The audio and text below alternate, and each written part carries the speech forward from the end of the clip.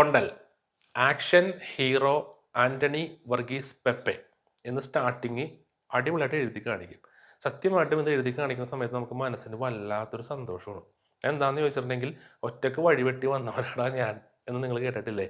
അതൊക്കെ ഏറ്റവും സ്യൂട്ടായിട്ട് മാച്ച് ആവുന്ന ഒരു പേരാണത്.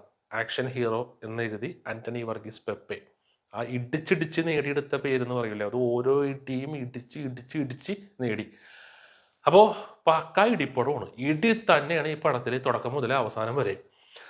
ഇത് ഫാമിലിക്ക് പറ്റിയതാണോ ഇന്ന ആൾക്ക് പറ്റിയതാണെന്നൊന്നും ഞാൻ പറയുന്നില്ല. കാരണം ഫാമിലിയൊക്കെ ഇടി കാണുന്ന ആൾക്കാരുണ്ട്. എൻ്റെ ഫാമിലിയിലൊക്കെ അമ്മയും അച്ഛനും ഒക്കെ ഇടിക്ക് വേണ്ടി സിനിമക്ക് പോകുന്നവരാണ്. സോ ഓരോ ഫാമിലിയും ഡിഫറൻ്റ് ആണ്.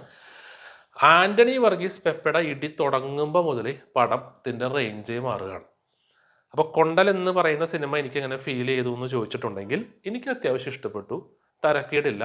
ഒരു മസ്റ്റ് തിയേറ്റർ വാച്ച് മൂവി ആയിട്ട് ഫീൽ ചെയ്തു. ഈ പടം ചിലപ്പോൾ OTT കാണുമ്പോൾ ഷാർക്കിൻ്റെ സീനും ബോട്ടിൻ്റെ സീനും ഒക്കെ കാണുമ്പോൾ നമുക്ക് ഒരു പേടിയോ അല്ലെങ്കിൽ ഒരു രസമോ ഒന്നും മിക്കവാറും ഫീൽ ചെയ്യാൻ സാധ്യതയില്ല. തിയേറ്ററിൽ ആ ഒരു അടഞ്ഞ മുറിയിൽ ആ ഒരു സൗണ്ട് എഫക്റ്റിൽ ഇരുന്ന് കാണുമ്പോൾ മാത്രമേ നമുക്ക് ആ ഷാർക്കിനെയൊക്കെ ഷാർക്കായിട്ട് തന്നെ ഫീൽ ചെയ്യുള്ളൂ. ഇല്ലെങ്കിൽ ചിലപ്പോൾ സ്പോഞ്ചിങ് കഷ്ണമായിട്ട് തന്നെ ഫീൽ ചെയ്യും. ശരിയാണ്. കാരണം ഭയങ്കരമായിട്ടുള്ള ഗ്രാഫിക്സോ സാധനങ്ങളോ ഒന്നും തന്നെ ഇവിടെ യൂസ് ചെയ്തിട്ടില്ല. സാധാരണ ടൈപ്പ് തന്നെയാണ്.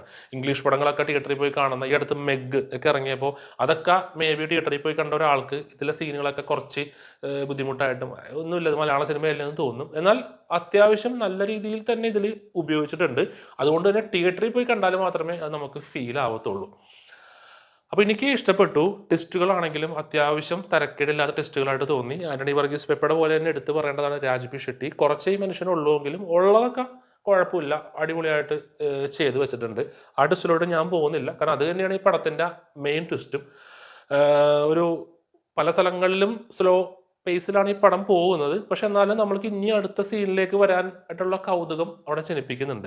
പ്രത്യേകിച്ച് എനിക്ക് ബോട്ട് ലൈഫ്, കടല്, അവിടുത്തെ കാഴ്ചകളൊക്കെ കാണാൻ ഇഷ്ടമാണ്. എനിക്ക് തോന്നുന്നു ഒരുപാട് പേർക്ക് അത് ഇഷ്ടമായിരിക്കും. അങ്ങനെ ഇഷ്ടമുള്ള ആൾക്ക് തിയേറ്ററിൽ ഒരു വലിയ സ്ക്രീനിൽ ബോട്ടിൽ മീൻ പിടിക്കുന്ന സീനുകളും ആ കാഴ്ചയും ബോട്ടിൻ്റെ ലൈഫും ബോട്ടുകാരുടെ ലൈഫും അവരുടെ ജീവിത രീതികളും ഒക്കെ അതിൻ്റെ കൂടെ കണ്ടുപോകാനും ആ ഒരു ജോലിയുടെ ബുദ്ധിമുട്ടും കാര്യങ്ങളൊക്കെ ഇതിൻ്റെ കൂടെ മനസ്സിലാക്കാനും പറ്റും. സോ കൊണ്ടൽ ഫോർ മീ ഒരു മസ്റ്റ് വാച്ച് തിയേറ്റർ മൂവി ആയിട്ട് തോന്നി. ഇടി പ്രതീക്ഷിക്കുന്ന ഒരാൾക്ക് ഇടി കാണണമെങ്കിൽ നിങ്ങൾ പൊക്കോ, നിരാശപ്പെടില്ല. ബൈ.